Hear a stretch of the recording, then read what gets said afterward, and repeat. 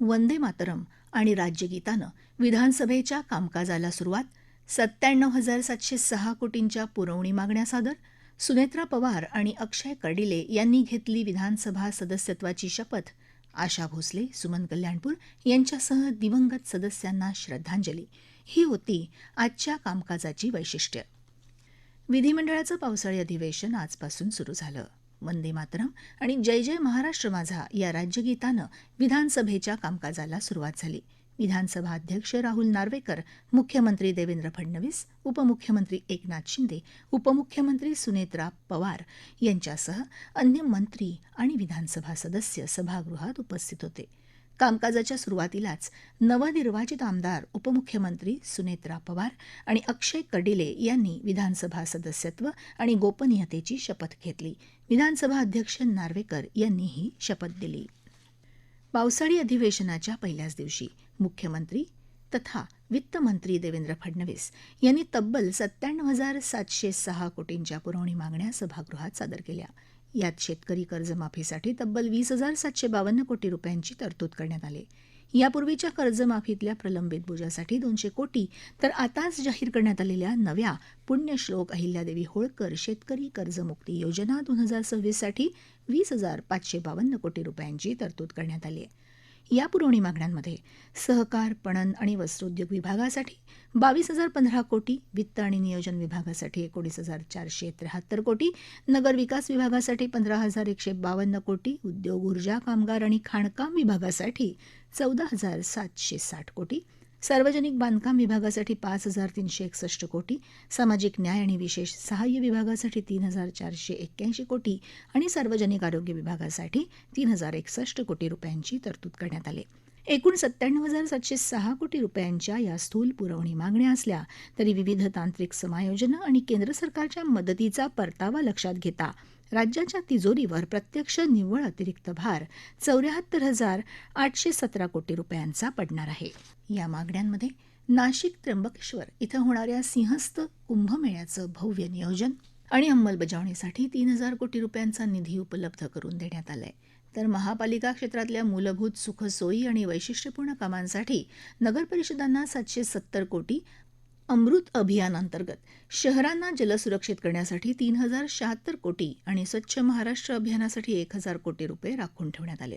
कोकण आणि सागरी दळणवळणाला गती देणाऱ्या रेवस रेड्डी सागरी महामार्ग प्रकल्पासाठी महाराष्ट्र राज्य रस्ते विकास महामंडळाला 1,000 कोटी रुपयांचं भागभांडवली अंशदान मंजूर करण्यात आलंय.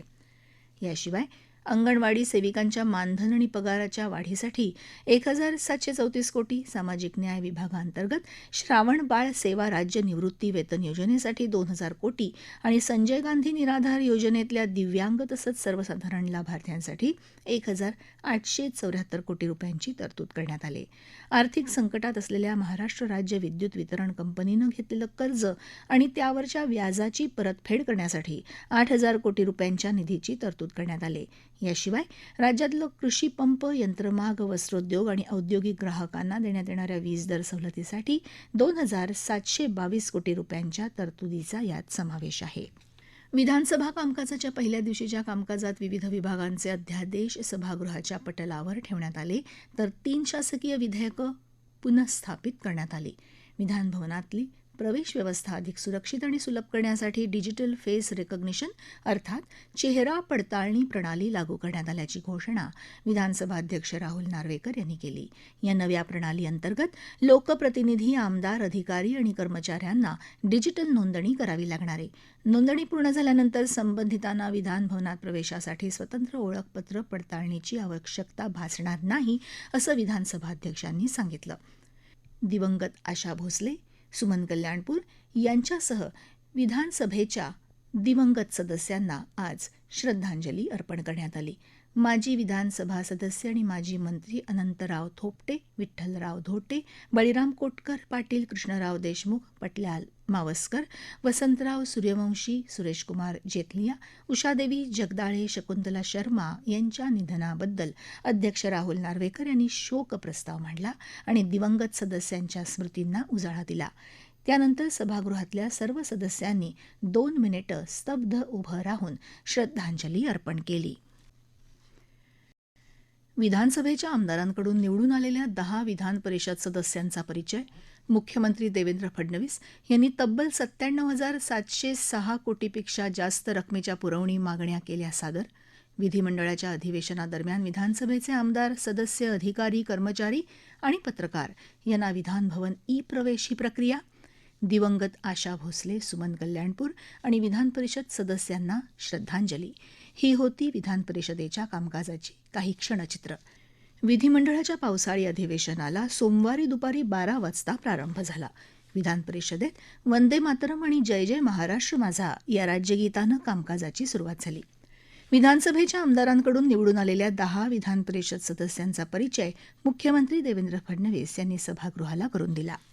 नवनिर्वाचित सदस्यांमध्ये डॉ. नीलम गोऱ्हे, ओमप्रकाश उर्फ बच्चू बाबाराव कडू, अंबादास एकनाथराव दानवे, डॉ. प्रज्ञा राजीव सातव, प्रमोद शांताराम जठार, जिशान झियाउद्दीन सिद्दीकी, माधवी संजय नाईक, सुनील विनायक कर्जतकर, विवेक बिपिनदादा कोल्हे आणि संजय नथ्थूजी भेंडे यांचा समावेश आहे.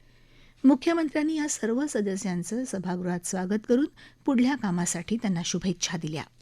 पावसाळी अधिवेशनाच्या पहिल्या दिवशी मुख्यमंत्री देवेंद्र फडणवीस यांनी तब्बल 97,706 कोटीपेक्षा जास्त रुपयांच्या पुरवणी मागण्या दोन्ही सभागृहात सादर करून नवा विक्रम नोंदवला. विशेष म्हणजे चालू आर्थिक वर्षाचा अर्थसंकल्प सादर झाल्यानंतर अवघ्या 3 महिन्यातच इतक्या खर्चाच्या मागण्या सादर झाल्यानं विरोधकांनी सत्ताधाऱ्यांवर टीका सुरू केली.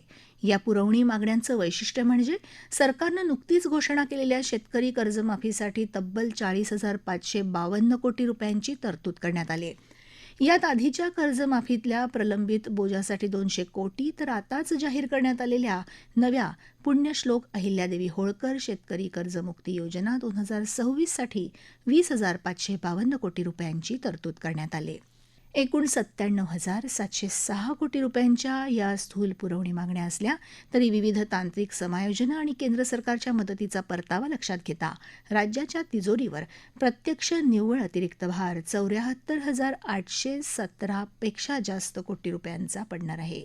सहकार, पणन आणि वस्त्रोद्योग विभागासाठी सर्वाधिक 22,015 कोटी रुपयांची तरतूद करण्यात आली असून यातला बहुतांश हिस्सा हा शेतकरी कर्जमुक्ती आणि जिल्हा मध्यवर्ती सहकारी बँकांना भागभांडवलापोटी वापरला जाणार आहे. पावसाळी अधिवेशनादरम्यान तालिका सभापती म्हणून सभापती राम शिंदे यांनी प्रमोद जठार, कृपाल तुमाने, संजय खोडके, अभिजित वंजारी, सुनील शिंदे यांची घोषणा केली. महाराष्ट्र शासकीय कर्मचाऱ्यांच्या बदल्यांचं विनिमयन आणि शासकीय कर्तव्य पार पाडताना होणाऱ्या विलंबाला प्रतिबंध अधिनियम 2026 विधान परिषदेत मांडण्यात आले. विधिमंडळाच्या अधिवेशनादरम्यान विधानसभेचे आमदार, सदस्य, अधिकारी, कर्मचारी आणि पत्रकार यांना विधानभवन ई प्रवेश ही प्रक्रिया राबवण्यात येत असून यापुढे प्रत्येकाला फेस रेकॉग्निशन प्रणालीद्वारेच प्रवेश दिला जाईल, अशी माहिती सभापती प्राध्यापक राम शिंदे यांनी दिली. या नव्या प्रणाली अंतर्गत लोकप्रतिनिधी, आमदार, अधिकारी आणि कर्मचारी यांना त्यांच्या चेहऱ्याची डिजिटल नोंदणी करावी लागणार आहे. नोंदणी पूर्ण झाल्यावर संबंधितांना विधानभवनात प्रवेशासाठी स्वतंत्र ओळखपत्र पडताळणीची आवश्यकता भासणार नाही. फेस रेकॉग्निशनद्वारे जलद प्रवेश मिळेल. सर्व विधिमंडळ सदस्य, अधिकारी, कर्मचारी आणि प्रसार माध्यमांच्या प्रतिनिधींनी फेस रेकॉग्निशनसाठी तातडीनं नोंदणी करणं आवश्यक आहे. विधिमंडळाच्या कामकाजात आधुनिक तंत्रज्ञानाचा वापर वाढवण्याच्या दृष्टीनं हा महत्त्वाचा उपक्रम मानला जात असून यामुळे सुरक्षा व्यवस्थेसह प्रवेश प्रक्रिया अधिक कार्यक्षम होणार आहे. विधान परिषदेत आज दिवंगत आशा भोसले, सुमन कल्याणपूर, माजी विधान परिषद सदस्य प्राध्यापक भाऊराव तुळशीरामजी देशमुख, सुरेश कुमार कन्हैयालाल जेठलिया यांच्या निधनाबद्दल आदरांजली अर्पण करण्यात आली. विधान परिषद सभापती प्राध्यापक राम शिंदे यांनी या संदर्भातला शोकप्रस्ताव मांडला.